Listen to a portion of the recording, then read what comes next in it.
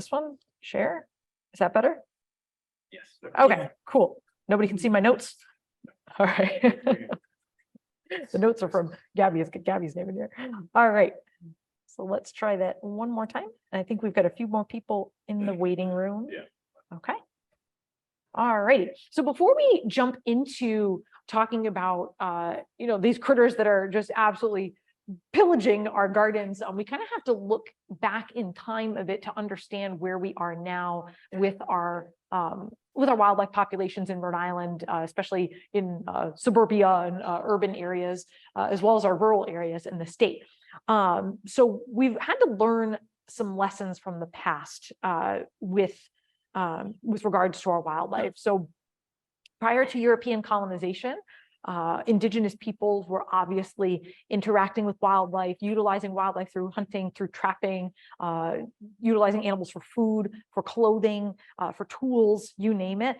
So that's that subsistence living, right? Taking what you need, using the whole animal, and then it's very sustainable, right? There's no market behind it.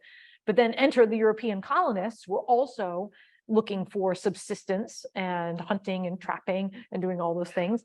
But as more and more people started to arrive from Europe, we saw monetary incentive towards hunting and trapping, particularly with the fur trade. So people were, those mountain men of the West, those actually existed. There were people who went out and lived in the wilderness, trapped as many animals as they could, and then shipped the pelts back. And there was a market for that. As people started, just pouring into the East Coast, a lot of our habitat was lost due to heavy logging, taking down our forests to build farm fields and houses and towns. So we lost a lot of the habitat. We had a lot of unprecedented hunting and trapping, not just only for subsistence, but for business as well. And then further down the line, we had something called market hunting. So animals were taken in huge numbers. The most famous example of this is duck hunting. So market hunters would go out, harvest 100 ducks in a day. Not very sustainable. So we have this history, trucking along the timeline of unprecedented and unregulated, unsustainable take of wildlife. So some of the critters that we lost in Rhode Island, believe it or not, include the beaver. So beaver were completely extirpated out of the state by like the 1800s, didn't come back until the 1970s. And now they're in every watershed in Rhode Island. They're doing much better, obviously. And we do have a regulated regulated trapping season on beavers now. Believe it or not, you were hard pressed to find a deer or a wild turkey in the state at one point in our history because of that widespread habitat loss and extensive hunting. Wild turkeys actually had to be reintroduced. In the 90s, we reintroduced birds from New York into Rhode Island, and now they're in every neighborhood, walking across the streets of Johnston and North Providence, wreaking havoc on local residents, but they're doing really well. And of course, bears, everybody's probably heard about the bears in the news recently in Pawtucket. So now they were completely eliminated from the state due to that habitat loss and just persecution. Predators in particular were targeted by the colonists to protect livestock. So we lost bears by the mid-1800s, and now they are trickling back into the state from Connecticut, from Massachusetts. Those bear populations are doing really well, and the bears that we're seeing in Rhode Island are generally younger individuals that are just, leaving mom and trying to find their own way in the world and trying to establish a territory. So they wander far and wide. So a bear that we spot up in Burrillville on Monday might make its way all the way down to Hopkinton by Friday, and it could be the same bear that everybody's seeing. So it's not necessarily that we have lots of bears in the state. We may have a few resident bears, but that number is expected to increase as we move forward, especially as these younger bears are dispersing and establishing territories. So I don't say that to scare anybody. I say that to prepare everybody. Be bear aware that bears are here. They're here to stay. They're an important part of our ecosystem. We want them here, but there are definitely coexistence strategies to employ to peacefully live with them. And a lot of them tie into what we're going to talk about this evening in terms of the deer, rabbits, and woodchucks that are in your garden. I always think of bears as just giant squirrels. So the same thing that would deter a squirrel would probably deter a bear, more or less. And of course, I have two large predators here, the mountain lion or cougar or puma, potato, and the gray wolf. These are two apex predators that were present in our state, naturally part of our ecosystem, and were completely eradicated by the colonists due to protection of livestock. And we will likely not see them again.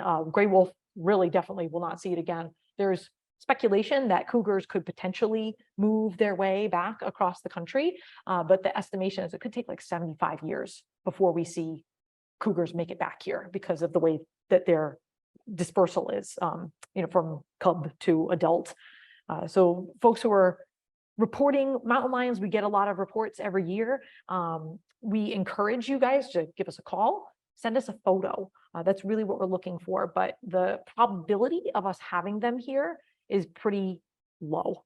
It's possible, but not probable. We've had over 200 trail cameras set out for several mammal studies now. We've got hunters who are out there with their own trail cameras, backyard trail camera enthusiasts like myself, with all the cameras that are out there, Ring doorbells. We assumed that we would have caught one on camera or at least had a roadkill at this point if they were established in the state, and we haven't had that evidence yet. So we're always happy to take observations, but we just ask for a photo or some other evidence. Okay, so now we're kind of jumping forward a little bit, thinking about, oh my gosh, all this hunting in the past, how did that negatively impact our wildlife? And now, wait, we have hunters hunting and trapping again? How does this work? And how is that not negatively impacting our wildlife as it did in the past? So now we have regulated hunting seasons. We have hunter education. You got to get a hunting license every year in order to participate. There's rules and regulations limiting how many of a particular species you can take, the season in which you can take the animal, the areas in which you can take the animal, the methods. So there's a lot of rules and regulations that go into it to make sure that it's sustainable.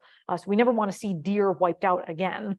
You might want to see them wiped out from your yard, eating your hostas, but we never want them off the landscape. They're a very important part of our ecosystem.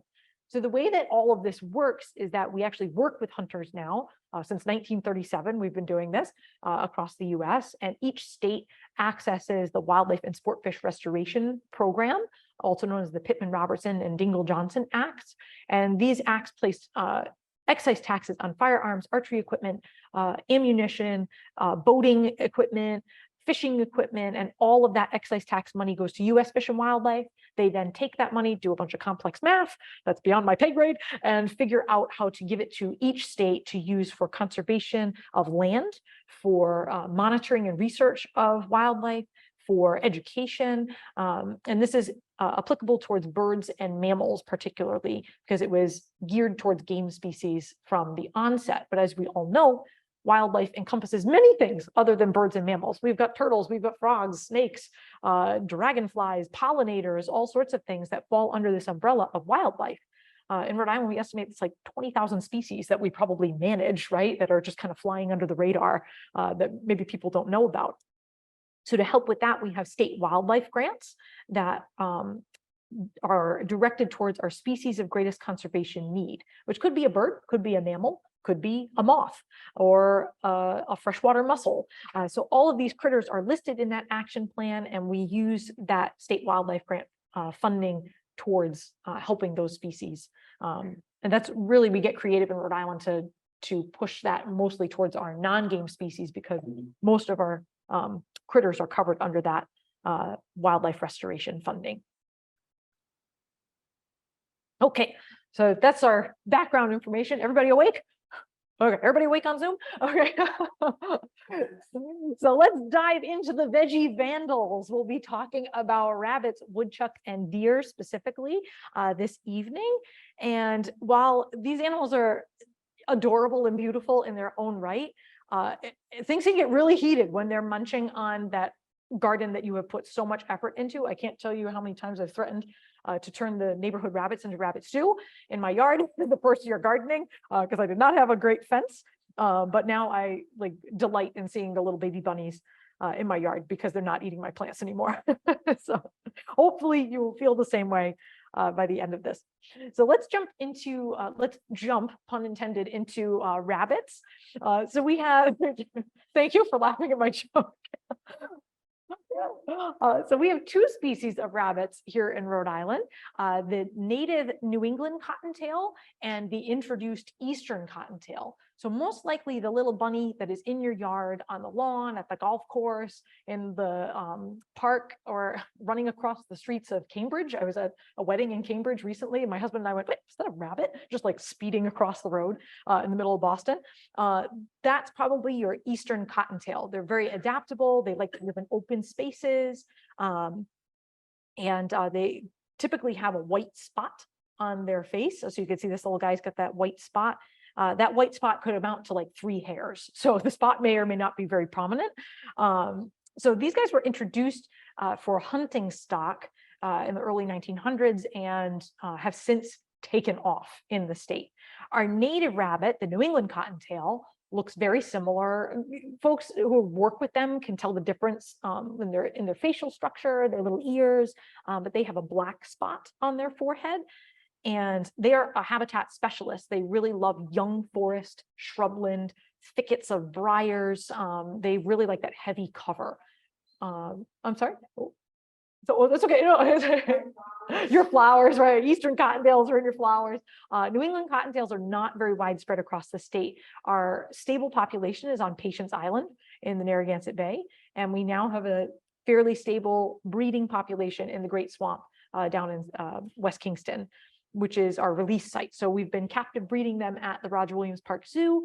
They go out to Ninigret National Wildlife Refuge in a hardening pen where they learn to be a wild rabbit under protection from predators. And then they get transported out to Patience Island where we've built this founder colony. From that colony, we have supplied rabbits to New Hampshire, to Massachusetts, to other states to try to boost their pocket populations as well. And so to help the New England cottontail, we're really focusing on habitat creation here in Rhode Island and across the region. I have a ton of paperwork on the back table where there's a little brochure about the New England cottontail and young forest, and how that young forest habitat helps not just the cottontail, but a whole suite of wildlife. More than 40 species of songbirds benefit from this habitat conservation and creation. So we'll do those young forest cuts on our wildlife management areas. There's a great patchwork at the Great Swamp that you can go see. You can walk all the way around it and see how we've done this over the course of about 15 to 20 years, all the different patches and how they've grown back. So that being said, I always tell people that because a lot of people don't know about the New England cottontail. So they are herbivores. They're eating lots of different plants. You can see them, if you have clover in your lawn, they're going to love to munch on that. They also love your peas, your bean plants, any sort of new sprouts that are coming up in your garden, lettuce, obviously, dandelions. And so that's all during the spring and summer, but during the fall and winter, they'll munch on buds, stems, bark. They can particularly might damage small shrubs and trees if they're chewing on that bark. I've seen it on many of the young trees in my yard, or my baby shrubs that I plant. They're all like snip, snip, snip, snip, snip down overnight. But as annoying as they can be, they are a very important food source for literally everything, from hawks and owls to fisher and weasels and coyotes, bobcat. Everything eats them. So without rabbits, a lot of our predator species would be hard pressed to find a meal. They eat a lot of other things too, but rabbits are that main food source. So I have the words diurnal and crepuscular on here. So that means they're out during the day, diurnal, or crepuscular at dawn and dusk, and they'll head to bed at night. Like we said, they're prey to other species. So they are an important member of the food web. So active all winter. In the spring, they'll start to breed and rear their young. So they'll have 2 to 3 litters per year throughout the spring and the summer. It only takes 28 days to reach from gestation period, 28 days gestation period, and then those little babies are kind of out of the nest within a week or so. And the average litter size is about 5 little bunnies. So you can imagine if you have already have 5 rabbits in your yard, and then they each have 3 litters of 5, like how quickly that is going to exponentially grow your rabbit problem in your yard. And then, of course, in the fall, they're going to be getting ready for winter, trying to eat as much as they can and prep. So because the New England cottontails become rare in the state, because our young forest has decreased, most of our forest is a mature, even-aged forest. And that's because of our history, right? Of all that logging pretty much all at once, it kind of grew up at once. There was another period of logging. People abandoned farms, moved to the city. So all of our forests kind of grew back at the same time. We have very little old growth, like true old growth forest in Rhode Island. Pretty much was all cut down at one point. So we have a lot of open understory. There's not a lot of cover for them. So to help combat that, like I said before, we've done clear cuts for the cottontails to try to improve that habitat for them. This is Dylan Ferreira, our deer and rabbit biologist, tracking rabbits that have been released in Great Swamp. So this little guy has a collar on, and as you can imagine, because everything eats them, sometimes it's very frustrating. They don't last very long in the tracking. So you could release them and then 2 days later they're gone. We get the mortality signal from the collar. And then some poor intern has to go out, biological tech interns, usually college students in wildlife bio. They have to go out into that thicket and try to recover the collar and see what happened. We found them stashed in little logs. Probably a weasel had gotten the rabbit and they cached their food. So they had hidden the rabbit away, found them just kind of on the ground. Some of them are totally lost forever. But so we try to monitor that population. We're also working in conjunction with the URI Wildlife Genetics Lab.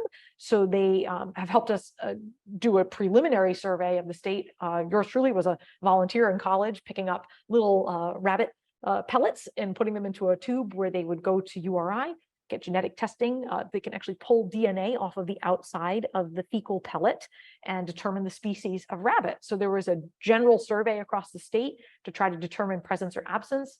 Surprise, surprise, we did not have any New England cottontails, but we're still using that genetic analysis to go out into the Great Swamp where we release rabbits to test for genetic diversity, to test to see if rabbits are breeding. So that's how we've been able to confirm that they're breeding, through genetics.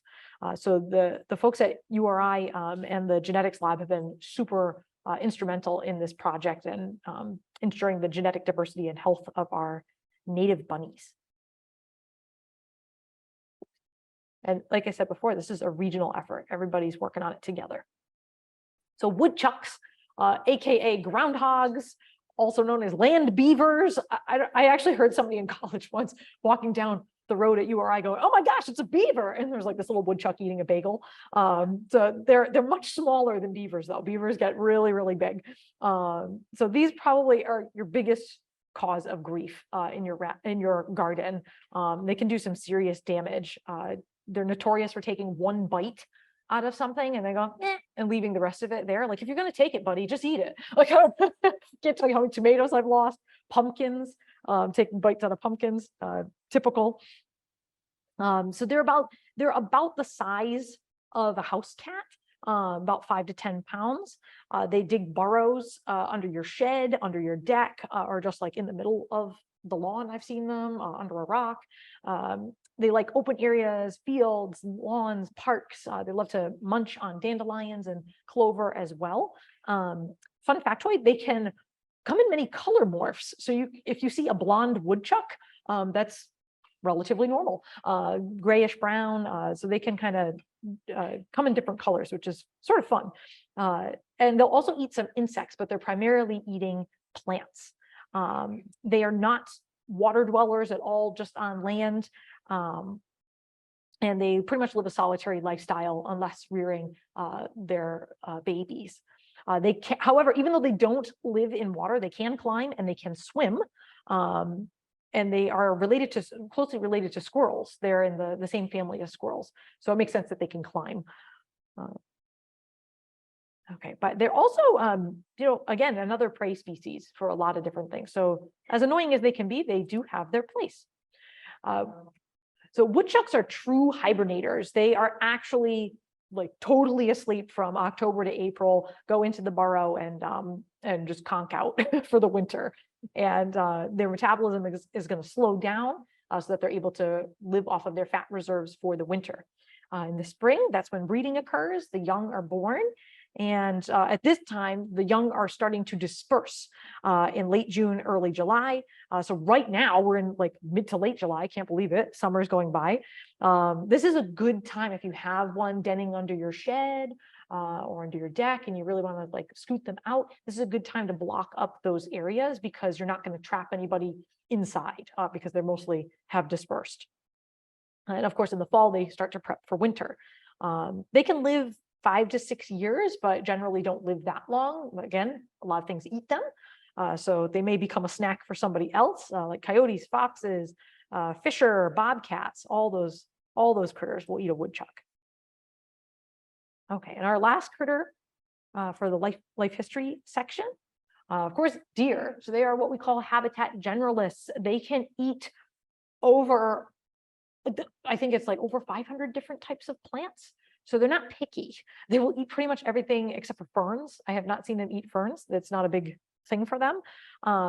Average weight is about 100 to 200 pounds. Males are obviously a little bit bigger. They are crepuscular, that dawn and dusk time frame. And they are tricky because they can leap upwards 8 feet and they can leap across 28 feet. So that can be tricky for your fencing when it comes to deer. So we'll talk about that in a little bit, ways to help deter them. But so historically, their predators would have been the wolves and the mountain lions that lived here. But with their disappearance, their main predator right now are coyotes to an extent and humans. So our deer hunters are very important in keeping our deer population in check. And we'll talk some stats about hunter harvested deer versus vehicle strikes in a little bit, and I'll show you how important it actually is. They can eat 5 to 9 pounds of food a day. So that's a decent amount if they're getting into your garden. So just a little bit of their annual cycle. In the winter, they're basically resting. Metabolism slows way down. They're living off of their fat reserves that they built up in the fall by eating acorns. Primarily acorns are their big fall energy boost.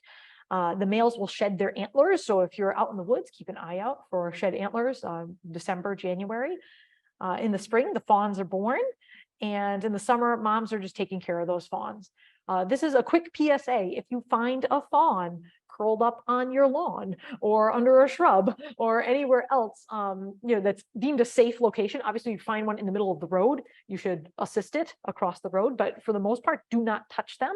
Leave them where they are. Leave the area, because if you keep like hanging out, like looking, oh, is mom gonna come back? Is she gonna come back? Mom will not come back because she's like, you are a predator. I am not going to come near like disclose the location of my baby. So it's best to just leave those little babies alone, kind of keep an eye on them. If their ears are curled, that indicates dehydration. That's a time when you would call the Wildlife Rehabilitation Clinic of Rhode Island, and they can come and assist that little deer. But for the most part, they are totally fine. So they'll stay with mom for up to 2 years, and kind of, so if you see younger deer with does, in the fall and the winter, that's a kind of a family group. And then the males will kind of link up and form bachelor groups. And then in the fall, that's the breeding season, or the rut. So that's when males will start to shed the velvet from their antlers. It's a hormonal trigger in response to day length. And so all of that, it's actually skin and hair that's on the outside of the antler that's been growing all throughout the season. So those antlers are normally spongy in the summer, and they start to harden in the fall, and then that velvet sloughs off and they're left with a smooth bone antler, which is absolutely amazing that they're able to regrow bone year after year. I think that's cool. Okay, so our deer program is like one of our biggest, most active programs. So we're aiming to protect and monitor and manage our deer population. So we set all those rules and regulations, and we also work with hunters in the muzzleloader and now shotgun deer seasons. So it's the first weekend in November, the first weekend in December, that we'll work with hunters. If they harvest a deer anywhere in the state, they come to one of our check stations. We weigh the deer, we measure their antlers, we age them by their tooth wear. And if the hunter's okay with it, we will extract one of the lower incisors for an accurate age, because the tooth wear is kind of subjective. It's like, I could say 2.5, you could say 3.5. I don't know, let's look at a tooth core. And they have annual growth rings, like a tree, to show you how old they actually are. And if the hunter's okay with it, we will remove the lymph nodes from either side of the esophagus, and that will go out to a lab to be tested for chronic wasting disease. So this deer here in the middle is suffering from chronic wasting disease. You can tell immediately that deer is very unhealthy and is suffering. So we do not have, to be clear, we do not have chronic wasting disease in Rhode Island as of right now. We are hypervigilant for it. We are doing that testing every year. We are working with the hunters. We've changed some regulations that natural urine scent lures cannot be used by hunters. If you are transporting a deer, say you go hunting up in Maine and you bring a deer back, that deer, you cannot transport the spinal cord, the brain, the organs. Like, it has to all be packaged up and butchered and packaged up to come into the state. And that's because chronic wasting disease is spread through the central nervous system, so the spinal cord, the brain, through urine, through feces, and saliva. So this is another reason why we strongly discourage people, and I shouldn't say strongly discourage, it's against the law, but we strongly discourage people through the law to not feed deer or other wildlife, because this is not only unhealthy for the wildlife to become dependent on people. A lot of times people are feeding them things that they shouldn't, like different, people food, processed, snacks and things out of a package. But deer, especially, folks like to feed them corn, and corn can affect their metabolism in the winter, that it's, slowed down. They're just living off of the fat reserves. You shock them with corn, shock of carbs, that can really disrupt their digestive system and even be fatal in some cases. So if anybody has fed deer corn, I'm not saying this to scare you or reprimand you. It's just so that folks know that's why we discourage folks from doing that. It's not to ruin anyone's fun or connection to wildlife. So that's just a little bit about CWD. And our hunters, with that regulated hunting season, not only are they just, helping us collect all of that data, but they're helping to reduce, human deer conflicts, like in your garden. It's helping our population to be healthier, because in overpopulation, many deer starve in the winter. They're just not able to make it because there's not enough food to go around, and the predators are not present to take them out of the population. Also looking at, reducing disease spread, the tick population. And then here's a very interesting stat that I find fascinating. I have to read it because I'm not great with numbers. So for each deer harvested, about 30% of that deer's body weight is able to be consumed as venison. So Dylan crunched some numbers, and in the 2019-2020 hunting season, over 39 tons of consumable venison were harvested in Rhode Island. So that's 157,000 meals. So it's a way that people can connect with food and access food in a natural and sustainable way. And you might say, like, well, how many deer do we harvest out of the population each year? It's about 2,000 that hunters harvest. The amount of deer hit by cars each year is about 1,000. So that's quite a few vehicle strikes that don't end up feeding anybody. They're picked up by wildlife recovery and interred, to decompose. So hunters, are really taking the animal out of the population, but making good use of it and helping manage that population. Okay, so let's jump into our conflicts. Oh, yes, we have a question, of course. I was wondering if I could ask about deer ticks and about Lyme disease. I was under the impression that deer ticks carry Lyme disease, and I could get a deer tick on me from steaming trees or something like that. And I have a friend that said, no, it's because of the deer, like if there's a deer around it, or you should go there, if these comes from deer.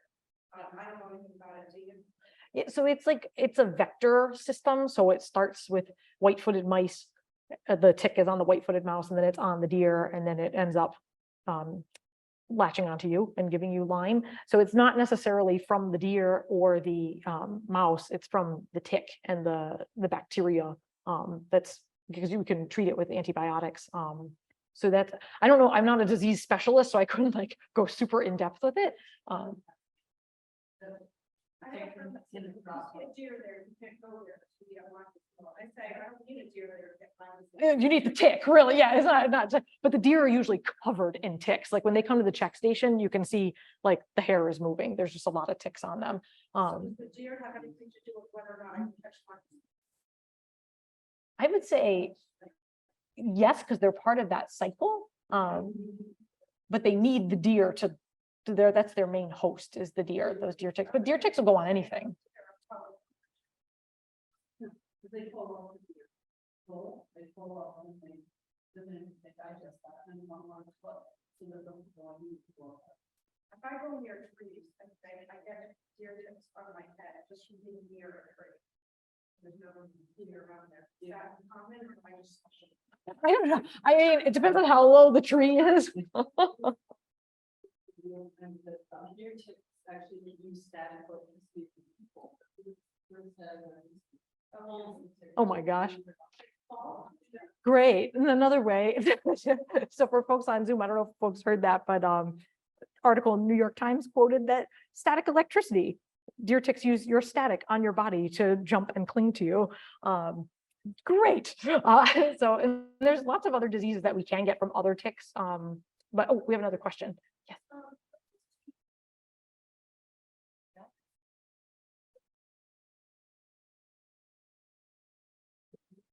The New England. So the question is the New England cottontail. That's a good question. That's something that folks are asking.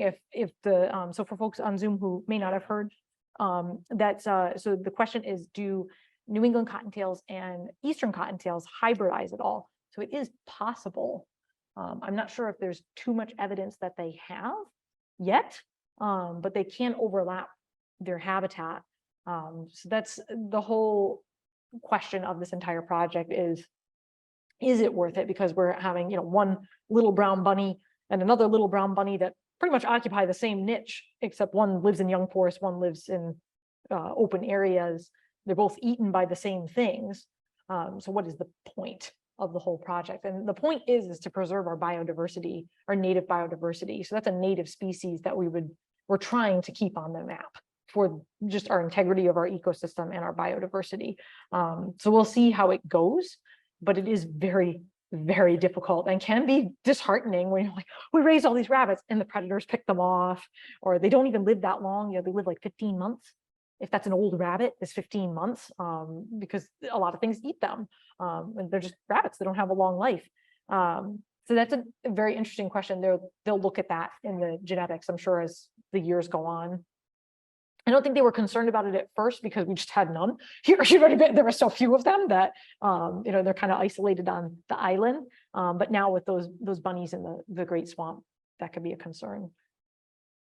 Do we have any other questions and this is like informal. I know I'm standing at a podium, but like, of course. Sure.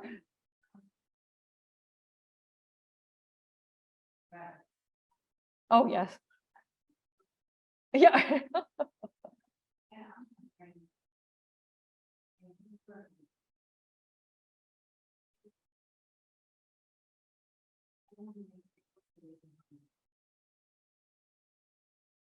Right. So the question is, rabbit poop left behind in your garden. Your dog is obsessed with it. My lab is certainly obsessed with rabbit poop. I've just given up. But they can get Giardia from it. So I would just keep an eye on it. And I believe there's a vaccine for Giardia, if I'm not mistaken. I think my dog did get that vaccine, but ask your vet. I would ask them about it. See.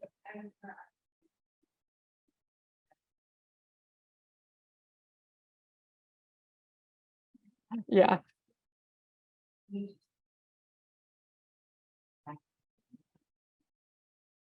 Yeah, oh yeah, it's impossible.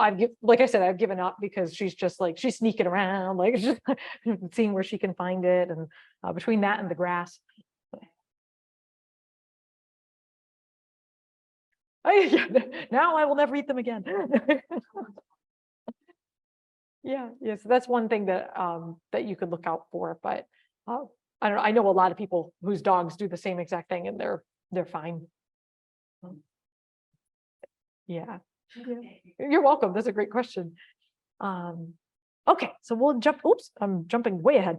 So we're going to jump into our conflicts and hopefully some solutions, tips and tricks to help you combat these little critters peacefully in your yards and your gardens. So of course they can obviously damage our vegetable gardens, our fruit and ornamental trees.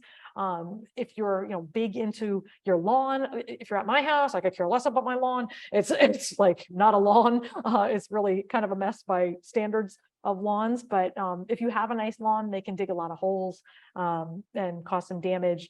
Obviously the denning under the sheds can be a problem. And with a lot of these little critters, if there's tons of them, we have to worry about driving our cars and oh gosh, oh no, a rabbit, oh a woodchuck. I know the bunnies crisscross on my street every day. And also with disease, because woodchucks are considered a rabies vector species. We worry about deer, the chronic wasting disease, tick-borne illnesses. Rabbits can get rabbit hemorrhagic disease, which can transmit to domestic rabbits, and also tularemia is another one that we should be on the lookout for. So with overpopulations, that can be a problem, and high concentrations. And of course, there are many other offenders, so these are not the only ones that are in your garden. Voles, I was overrun with voles one year. My resident great horned owls apparently took care of them. Squirrels, skunks.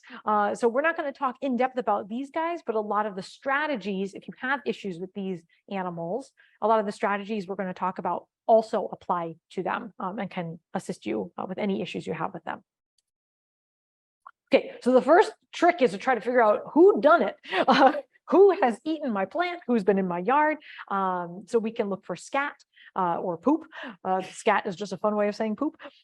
We can look for tracks, browse. You can toss up a trail camera. Many of them are inexpensive now. You could get a really souped up trail camera, but a basic one is fairly inexpensive. And then any other signs, like digging and things like that. So looking for browse, just a fun tip. If you are looking at browse in your yard, don't know which animal is munching away. Deer, that's the deer browse on the left-hand side, the branch that looks like it's kind of frayed at the edge, because deer do not have top incisors. They only have bottom incisors and a hard palate on the top. They grab the plant and tear it. So it's not very neat looking. Whereas the rabbit browse on the right-hand side looks like somebody took a nice little pair of scissors or a nail clipper and snipped it, because they have incisors on the top and the bottom. So they make a nice clean cut on an angle. So that's one fun trick. And then of course, tracks as well. So these are rabbit tracks that we have here. 2 big feet in the front, and the front feet are offset. So you can think of how a rabbit walks. They're going to swing their back feet in front of them and leave those front feet behind as they kind of hop forward. Squirrel tracks would be kind of in a perfect little square. So you'd have your 2 back feet in the back and the little front feet, and they kind of make like a square pattern, not that elongated track pattern. Rabbits are, like we said before, are notorious for girdling trees in the winter, stripping off the bark because they're hungry. You can look for, the woodchuck dens under the decks. They're going to have like a mound of dirt and a pretty deep tunnel.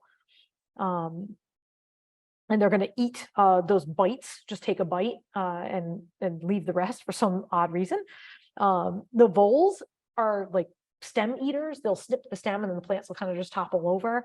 I'm trying to see if I missed anybody. Oh, and skunks, you'll see a smaller cone-shaped hole. That would be indicative of a skunk den. Oh, chipmunks too, that singular hole that just goes like straight down. Notorious cherry tomato thieves, right? I'm sorry. Oh, a little. They're tiny. It would be tough to tell. I would say like those same kind of like similar to a vole, smaller, smaller things.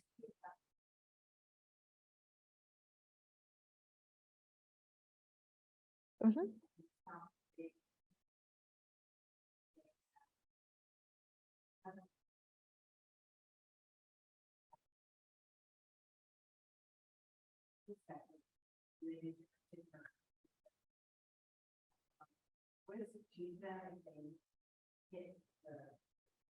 Oh, like the little electric fence.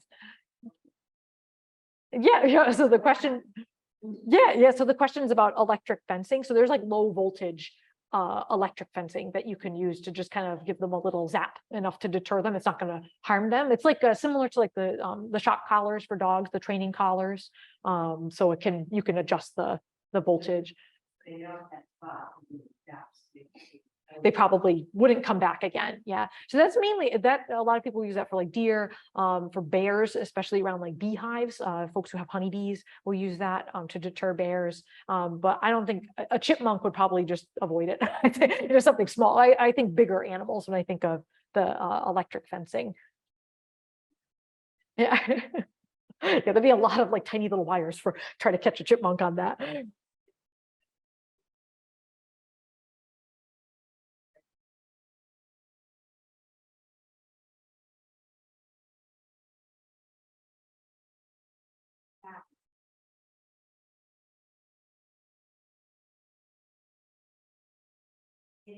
Oh,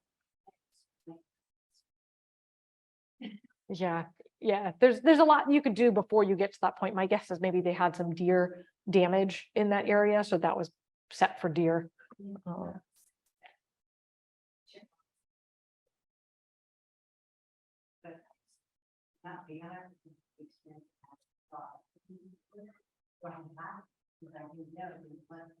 right, right.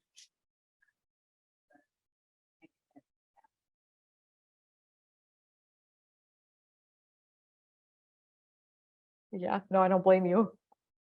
Yeah, so that's I would hope that people, with electric fencing would put signage up, to let people know that that's there, especially in like more of a public area.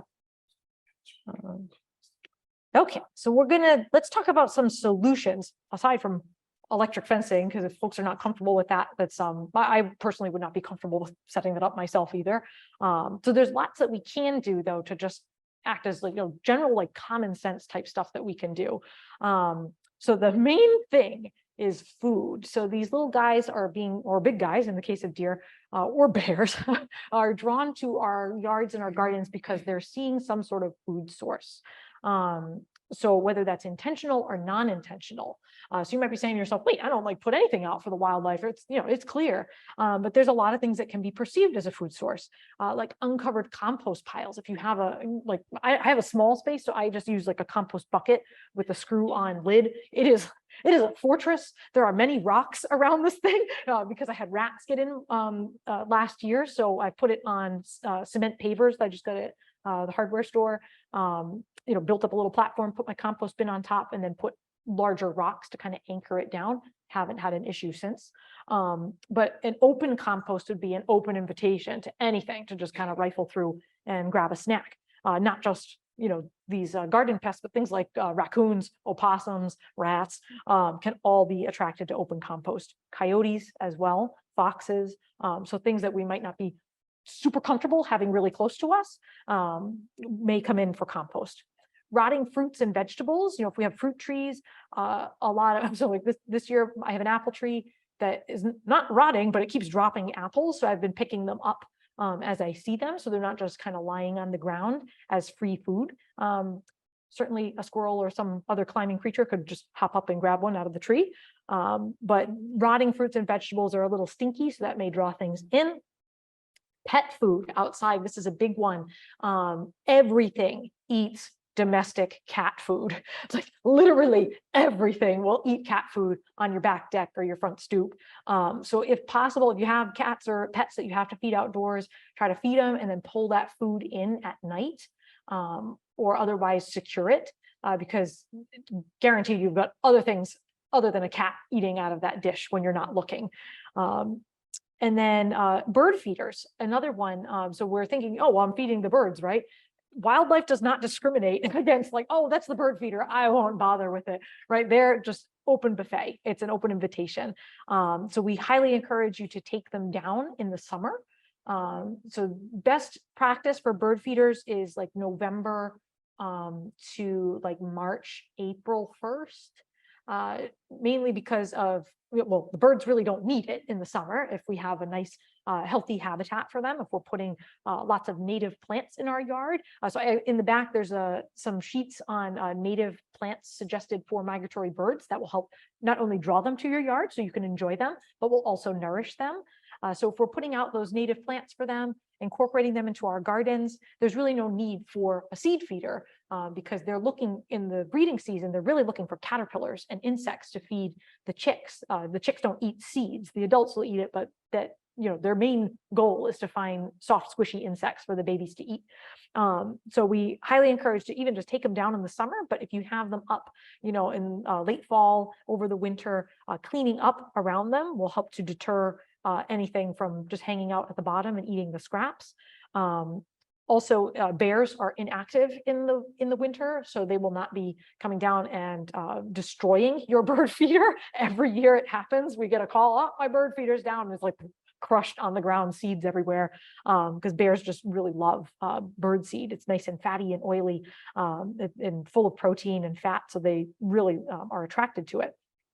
Same thing with all these other little critters. We always say, like, people are like, the wild turkeys are in my yard, they're eating my bird seed. They're birds, right? So like, we can't pick and choose which birds come to our bird feeder. So we just highly encourage doing that, and it should hopefully help a little bit. So some solutions, other solutions. So we have electric fence here suggested if you have problems with like really larger animals, if you've got a really big garden or even like a small farm, probably in like a residential area, not ideal, if you've got kids running around and other pets and things like that.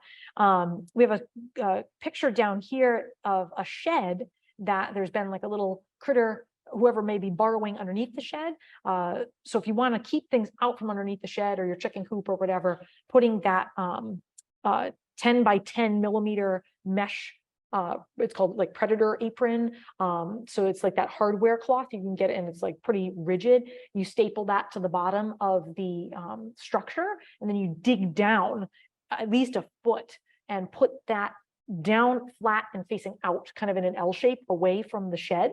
So whatever critter decides to, I'll just dig underneath it, they hit the wire and they're like, this is too frustrating, I'm going to find another place to go. Guard animals, this is our vicious guard dog over here, right? This little guy, he might scare away a woodchuck, or a rooster if you have issues with other critters. Roosters are great guard animals if you have chickens. Remembering that deer can jump 8 feet high. If you have problems with deer, you should be putting up fencing at least 8 feet high. I think a lot of the deer fencing is 10 feet high. It has to be taught because deer are pretty strong and they'll just bulldoze their way through if they find a slack in the fence, or try to like shuffle their way in some way. So they can jump straight 8 feet. They can also jump across very far. So if you have a short fence, one strategy for protecting smaller trees or smaller plantings is if you want to put like a 10-foot tall fence around this one shrub that you planted, that would look like, this big giant pillar in your yard. You can do a shorter fence, but put it closer to the tree, like maybe like 4 feet away, 5 feet away. The deer will be like, wait, how do I, like their depth perception, they're not going to be able to figure out how they're going to jump in because they're not going to be able to fit in the center of that ring of wire fencing. So that can help kind of throw them off a little bit, and they're, you might nibble on the outside, but they're not going to decimate the whole shrub or tree. Reminder that woodchucks can climb. They are squirrels technically. So that curved fencing again can help. So digging down, if you're really having trouble with woodchucks digging under your existing fence, digging down and out to put that hardware wire down can help. You're going to have to do the perimeter of your whole garden, which could be very laborious if you have a large garden. I have what's called critter fence. It's like a smaller gauge, lightweight wire fencing. Mine's 4 feet tall. I used to have issues with woodchucks in my yard, mostly the bunnies though. And I haven't had any issues since putting that out. Nobody has dug, fingers crossed. But that smaller, I found that also the smaller gauge fencing has stopped the bunnies from slipping through because it's only about this big, so they can't get through. And I haven't really seemed to have any issues with other little critters like chipmunks and things like that. If they really wanted to get in, the chipmunks could climb. Voles could probably squeak their way through if they're a little tiny vole. We're never going to be able to eradicate everything, but I'm trying to do my best to secure that I actually get cucumbers this year. So,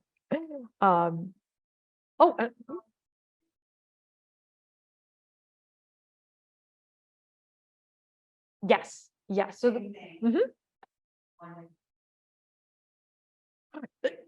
Yeah, it's just whatever you like to call them. They're exactly the same thing.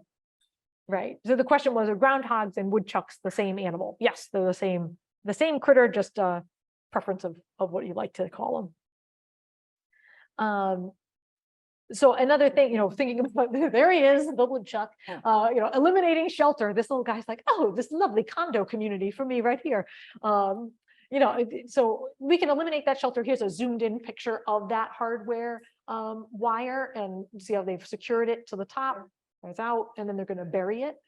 So eliminating that shelter is really a big push, because if there's no place for them to shelter, there's really nothing for them to eat, then your yard's no longer that attractive. You may spot one wandering through, but they may not set up house. Yes.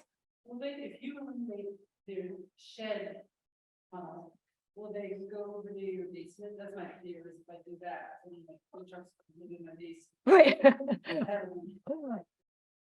What do you think? Right. Do you have?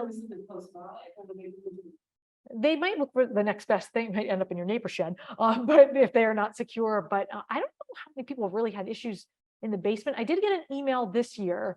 So the question, sorry, to repeat for folks on Zoom, the question was, if you eliminate that shed shelter, are they gonna end up like burrowing, sneaking their way into the basement or other structures? They're just gonna head for more natural habitat. So I did have somebody email me that they had like little woodchuck babies that ended up down by like the window of the basement on the outside. They had kind of fallen down that little like well area. So he had put a board so they could climb out.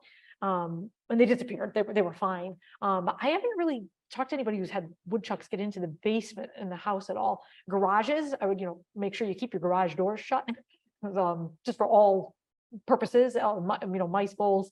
Our bear biologist worked in Florida before coming up to Rhode Island to work with us, and she worked on bears in Orlando, in the Orlando area, urban bears, and she said my whole job could have been eliminated if people just kept the garage doors shut, because bears would get into people's garages. Oh, the garage fridge, oh, what's in here, like the recycling bin, the trash. So keeping our doors shut is another way of just, we're closed for business, folks. Nothing to see here. So a couple other tips you can think of: if you have brush piles around, I put all my sticks and weeds all in one brush pile on purpose. I do that for bumblebee habitat in my garden. But if you are finding that little critters are making their homes in the brush pile and you prefer them not to be there, removing those brush piles and not creating them again is a way to just gently tell them to move on. Sound deterrence. I've heard some people have success with like playing a radio next to the shed, so it sounds like people are around and they might spook them a little bit. We have a question in the back. Sure. I heard solar powered lighting, like lights you put down walkways. I actually haven't. Maybe like a motion sensor light. Yep. So the question is, will lighting around the garden, like little solar lights, help to deter? It's worth a try, like a motion sensor light. If they walk by and it's like flash, I'm like, but if it's on constantly, they'll just get used to it. So you have to surprise them, right? Ammonia soaked rags for another helpful thing. So if the woodchuck's under the shed, and you haven't seen any babies or anything like that, you want to stink them out, you can just an ammonia soaked rag at the entrance, and they'll just be like, oh, this stinks, literally stinks, I'm gonna get out of here and find another place. And keeping our grass mowed, keep making sure tall grass, like I have some parts of my yard that I do not mow, And I noticed that's where the little bunnies are. That's where everything is hiding. And so, if I mowed that area, then they probably would not be there anymore.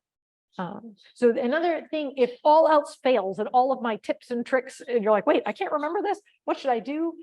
This website here, wildlifehelp.org, this is an excellent resource. You go to that website, wildlifehelp.org, you select your state, you select the offending critter, and then it will give you all of these tips for that critter that align with state regulations, what's legal. And we'll talk a little bit about trapping in a second, some other options if this is not working for you.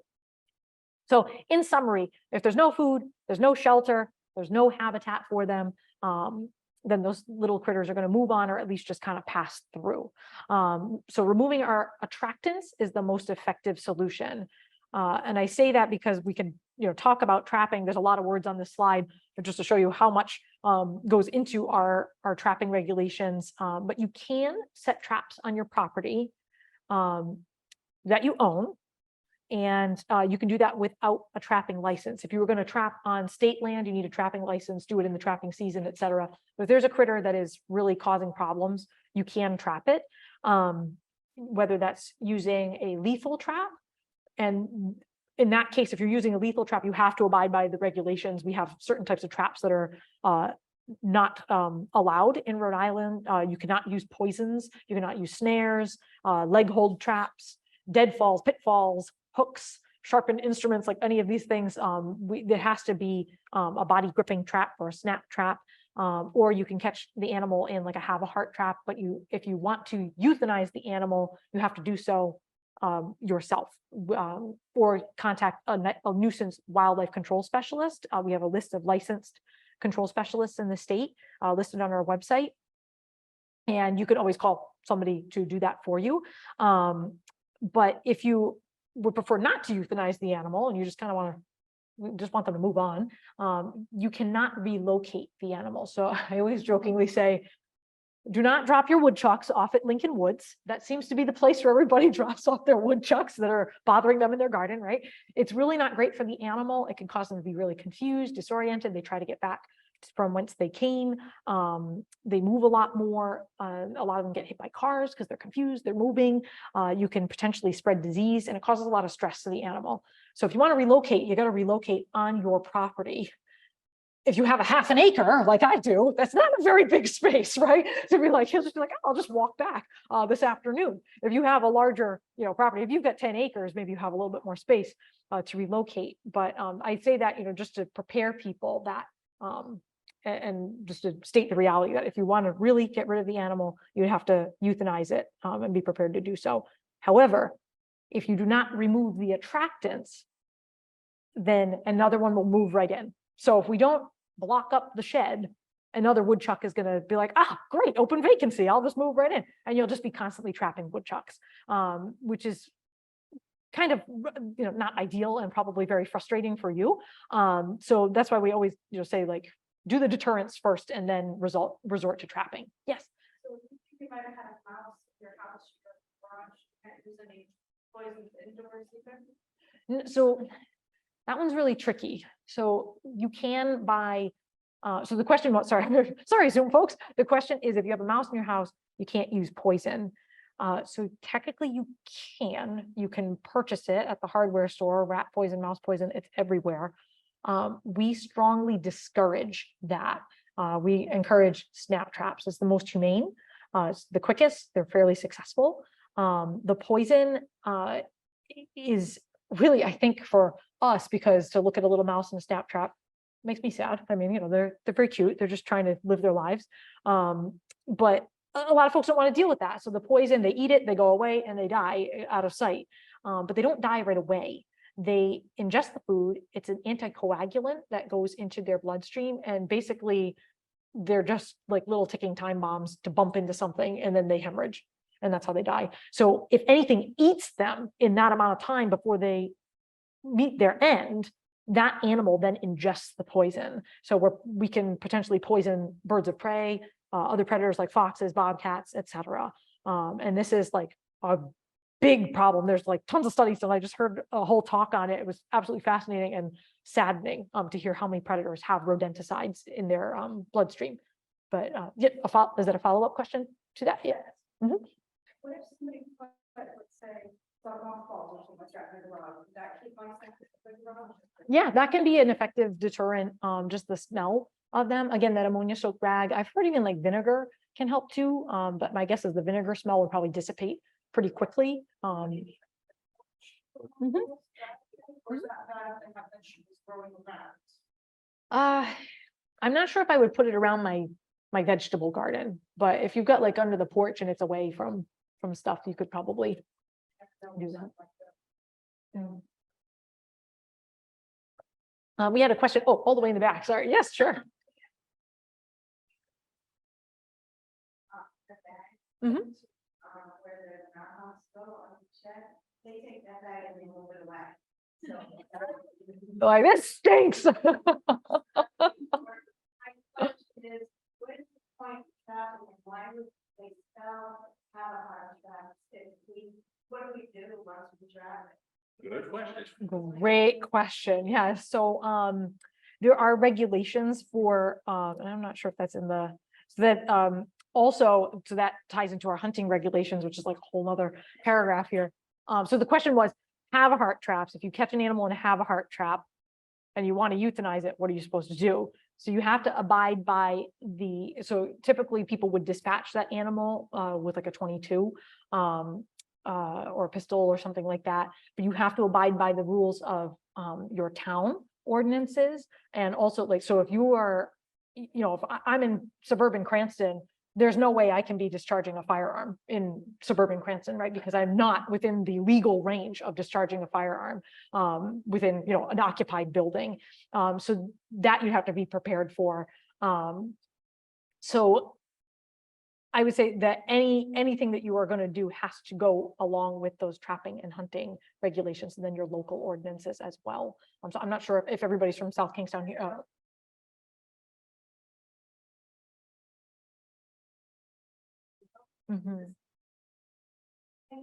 Yeah. So the question is it a new law to not relocate? And as far as I know, it's not fairly new. I'm not sure how long it's been in state law, but many of our wildlife laws are not known by the general public, hence my job. It's like going around telling everybody. So a lot of people relocate, but those have-a-hearts, folks use them we use them for research. We catch bobcats, fisher in those have-a-heart traps to.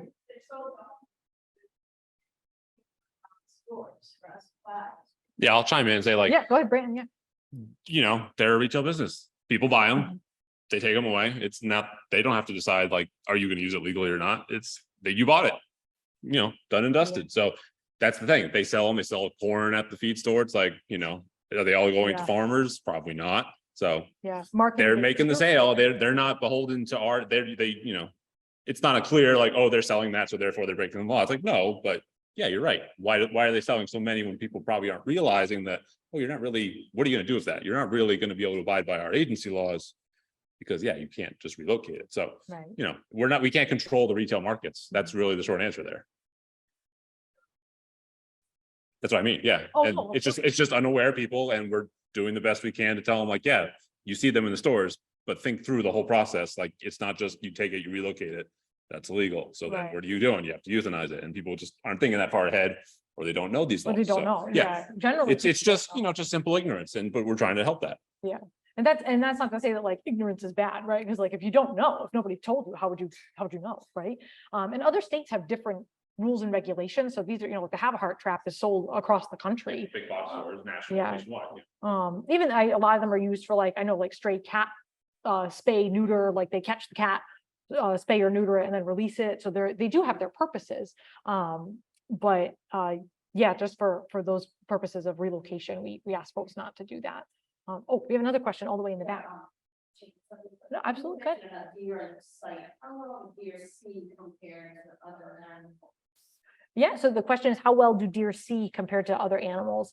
I'm not sure of like how good their vision is in terms of like yours or my vision, but they do have a phenomenal range of vision that they can see almost 360 because they're a prey. 8 feet Mhm. into a garden. They know what they're getting into in there, if there's other fencing in there or posts or sticks. Are they gonna see that before they jump? Right, I'm not sure. They may or they may not. But if they can't get a sense of the depth percent, like I'm not sure how good their depth perception is, but if they can't get a sense of like what's beyond the fence or how they're going to land, then they're most likely not going to jump in. Yeah. So they're smart enough to know not to do that. Yeah, generally, you hope so. Yeah, I mean, some deer get themselves into some weird situations. We've had calls, right, Brandon? There's been a deer like trapped in a newly laid foundation of a house. The deer just like fell into the foundation, so EPOs had to go and help with the sling and get it out. How the heck did the deer get in there, right? So sometimes things happen. It seems like they didn't really hurt themselves if they went and just jump maybe a 4-foot garden fence, Mhm. not knowing what's in there. That they're gonna hit.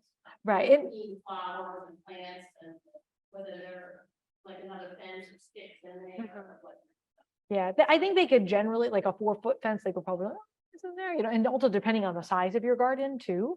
If it's a really big, I've seen people with some real big gardens, and it's well spaced and stuff. So I think it all depends on the situation. But they're pretty, animals always amaze me at how like wily they are and how smart they are to like get their way into a situation and get their way out. So I always say like all of these things that we can do, all these things that we do or try to do may fail, right? You could try all these different things and it may not work depending on the situation or that particular critter that's figured it out. But we can certainly try. So we've talked a lot about hunting. I just kind of toss that out there just to let you know that there are rules and regulations. If you want to learn more, we have a great hunter education program. We do hunter and bow hunter safety courses. We have a trapping workshop, which is kind of new this year. And we have some small game mentored hunts. We have youth mentored hunts. If you know anybody who's interested in getting into waterfowl hunting or turkey hunting, we have all that.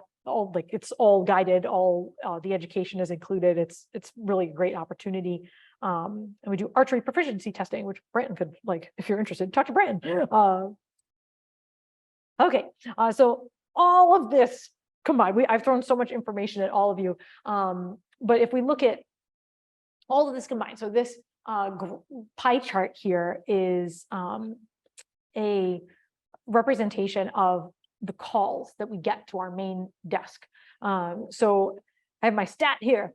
In between 2017 and 2018, we received over 4,000 calls to our front desk, and many of them are about what we are talking about tonight, nuisance wildlife. So here's like the breakdown. That big blue chunk is coyote, fox, then followed by that gray chunk, woodchuck, raccoons, bobcats, fisher. And the list goes on. So we get a lot of calls, mainly about our predators, but you could say woodchuck and woodchuck's right up there. They're really causing problems for people, enough for them to call our office and say, what do I do? So the big takeaway that I hope to impart on everybody tonight is that we're living on the landscape with a lot of different creatures, right? We are not apart from nature, we are a part of nature. So we're all living together and trying to coexist. So when we get frustrated at the animals in our gardens, our yards, we're just thinking, I try to think to myself, and I get frustrated, believe me, I try to think they're just trying to live their lives the way that we're trying to live our lives. They need food, they need water, shelter, and space. And they're just trying to do that in the space that is available to them, which may or may not be a suburban neighborhood. And we've encroached so much on their habitat, and our state is so heavily fragmented that we got to be a little empathetic here and understand where they're coming from. So, the things that we're trying to balance with our conservation programs and with all this education is understanding biological versus cultural carrying capacity. So our biological carrying capacity of an area is the number of animals of a particular species the environment can support. And that may be very different than the number of that particular species that the community of people can tolerate. So that could be higher than what we could tolerate. That could be lower than what we could tolerate. It could depends on the animal and the area. That could vary by town. If you talk to people out in Foster, their cultural carrying capacity for coyotes is probably a lot higher than those folks who are living out in Newport, who are calling us left and right, being like, the coyotes, right? Because there's just a lot of coyotes in a more urban space. So that can differ. So all of that, comes down to thinking about coexistence and understanding our critters. And the more we understand them, the more we can adapt our own behaviors as well to live alongside them. And with that, I will take any more questions that we have. I have 2 questions. Yes. First one is, you're saying you get snap traps big enough to get groundhog? Yeah, so there are Big ones. there are bigger ones. So folks use like a snap type trap, a body gripping trap for beaver trapping. Brandon, do you want to chime in on this too? Type in the chat. They're not like. No, so that No, goes back, those that's are- like specific trapping equipment. They're usually called conibear or body grip traps. They are much like a big mouse trap though. They're like 2 kind of opposing metal squares that are under spring tension. And then usually there's like a center trap or a foothold and then they go. So they are really just a big mouse trap, but that's proper trapping equipment. So that's something that, again, that's one of the few legal trapping methods in our state that you can buy those through trapping supply houses on private land. But anything public has to be properly Yeah. licensed and permitted. Question is, have they been, I have a question from the Zoom room. not to go near them yet? Because they don't go near the house. They don't. No, I mean, it's a pretty small trapping community around. So yeah, like realistically, they probably don't see those kind of things very often. So, but They sell them? they're not really trapping becoming like a less and less prevalent, pastime. You kind of have to, there's some big trapping houses like in the Midwest where it's still a strong culture, like there's online shops that will sell out to you. So again, for private land, just do research, like it's usually legal and that's one, but you have to be mindful again, if there's like pets or things that can get in your area. That's why it's probably prudent if you're going to use those big traps that are proper dangerous, go through like at least the trapping regulations, maybe contact our fur bear biologist and double check, best practices. So you're not trapping the neighbor's Take cat a or trapping something. course. Like, Yeah. because that's bycatch is a real Yeah. thing, especially in suburbia, right? If you lived I don't know where you live, but like if you lived way out and I'm on 25 acres by myself, then you might not be concerned so much about bycatch. But if your neighbor's got a little cat walking by and dogs, kids, whatever, so that's just Well, my own cat, she's the one that takes care of the rabbits, so I can have her, yeah. check box. It's all- Control Hi, I on have one a end, question. right? Yeah. So I would try some of those other tactics and see. One moment, Zoom and Do a scan participants. of your I'll yard. get to you in a This little second. illustration here. This was. I can hear you. Drawn by. Oh, one of our good, staff members, thanks. Sarah Riley. If you've ever called our office, Sarah is most likely the one you've talked to. We now also have Melissa at the front desk too, but Sarah's dad drew this. And I feel bad because it's like kind of blown up it was made for a smaller magazine format. But we challenge people, I do this with kids too. What is attracting an animal to this yard? And it's like hidden pictures, right? Figuring out, so do a scan of your own yard and see if you see anything familiar, and think like a critter. Be the critter, right? I'm not encouraging everybody to like turn into Caddyshack over here, but like that happens, so be it. Sure. I know Woodchucks, right? Mhm. So, and rabbits, but I just kind of let them be or her be. But am I gonna end up with 15 Woodchucks? That's my, I think the one I'm fine with, if he goes under the shed, it's a big deal. But I don't want an invasion. Yeah. I'm afraid of babies. And then it's dead. Yeah, I mean, I would say, if you haven't seen babies thus far, it could just be a male living by himself kind of thing. 'Cause There were 2, no? oh, okay. They don't proliferate. Yeah, I mean, they have that one litter a year. Yeah, I don't think it's gonna become like a huge problem. And if you are okay with them being there, there's no need to remove an animal just because it's there, right? So yeah, whatever. Then I'd say leave them alone, live in peace. All right. Sure. Oh, a Zoom question, sure. So we'll treat and then we'll take our Zoom question. Hi, hi, my question guys is hear me? about, we had a large. Oops, okay, you're gonna have to relay it, but we'll take Tree's question and then we'll Yeah, go to the Zoom. Okay, yeah. Yeah, John, I'll have to just repeat it to Mary in a second. Oh, okay, great, thanks. Oh, okay, so the question is, a mink moved in, is he gonna bother the garden? no, he's gonna eat the rabbits and the mice and the whatever, like, so you wanna welcome those small predators, right? I can't tell you how much I did the jig when I saw my pair of great horned owls all last winter. I was like, come on and eat the rabbits, come on and eat the rabbits. Population did dip a little, but now they're back up because all the little babies are running around. Okay, we have a Zoom question. We had a pack of coyotes in our neighborhood. We're in Providence. And one of the recommendations was to get dehydrated bear or wolf urine from Amazon. Is that a scam or is that a real thing? Will it detour coyote? Yeah, I am not sure. I mean, wolf, And also like cautious again, like bringing biological materials. Right. Prostate lines kind of thing. yeah, I would say, Yeah. Like, I that would- gets me off guard. I'm not so sure. I've never heard anything like that. I mean, in the West where, so if anybody did not hear the question, so the question is coyotes in Providence in the neighborhood read online that dehydrated bear or wolf urine would help to deter them, just the scent.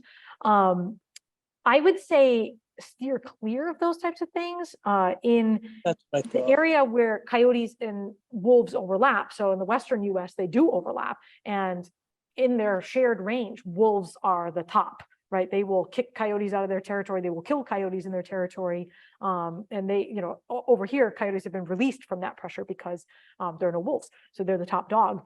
So I would say like, they might be scared of some wolf urine, but if there's an attractant in the area, like the trash cans or cat food, my guess is in Providence, folks may be feeding stray cats. And there's dumpsters from restaurants and all sorts of things. There's a lot of attractants in the city for a coyote. Yeah, the rabbits disappear quite quickly. Yeah, yeah, all those city bunnies, the squirrels, right? The mice, even they'll eat rats, they'll eat mice. A lot of people don't realize coyotes eat a lot of small rodents. They're great for rodent control. So they're thriving in cities because they're very adaptable. I would say, look around your area, see what might be around that may be attracting them to your neighborhood. Talk to your neighbors. We have a Well, great, I heard that yeah, go ahead. barbecue grill drippings Oh, are an yeah. attractant. The barbecue grill drippings will attract a lot of things because it's greasy and stinky. And the bear in Pawtucket that we had on the news, he was interested in the steak that was on the grill and just bumbled his way into the backyard like, who's cooking steak?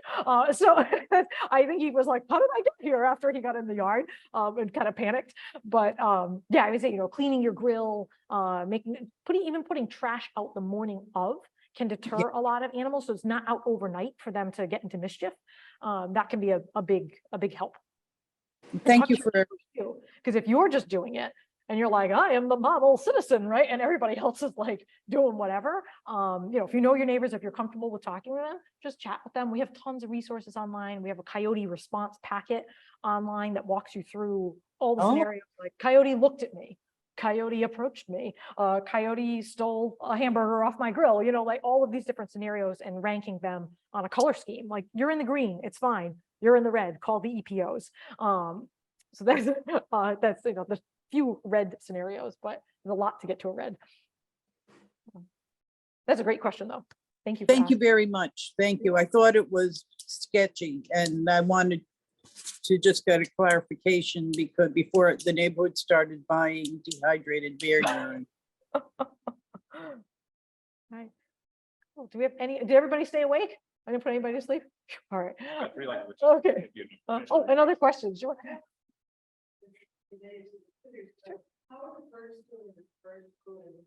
Yeah, some years yellow and songbirds. How is the bird? Yeah, so the question for folks on Zoom, how are birds doing this year? Songbirds and other birds. So we've had some avian flu scares over the winter. There were a bunch of birds like kind of washing up. And we're still kind of on the lookout for that. I don't think we've really seen any major die-offs this year. As to biologists, but it seems like, it seems to have passed a little bit. Yeah, and then that songbird mortality event that we had, I think that was that 2 summers ago now? I'm not sure, but that never really reached up here, but we were on, vigilant alert. We told people, please take down your bird feeders, because if they're all, stuck together, close together, what we learned from COVID, right? If we're all, tight together, we can pass disease quickly. So take down the bird feeders, and that never seemed to amount to much. But that, that's to say, always keep an eye I out. feel like it was identified what that was. I just cannot remember what it was. It wasn't I West really Nile. remember. I feel like they finally figured out like what was doing it, and it kind of passed and kind of questions. Isolate, yeah. And that does happen in nature too, like things pop up and there are disease events that happen, just like for us. I We had have one questions more on Zoom? question. Yeah, sure.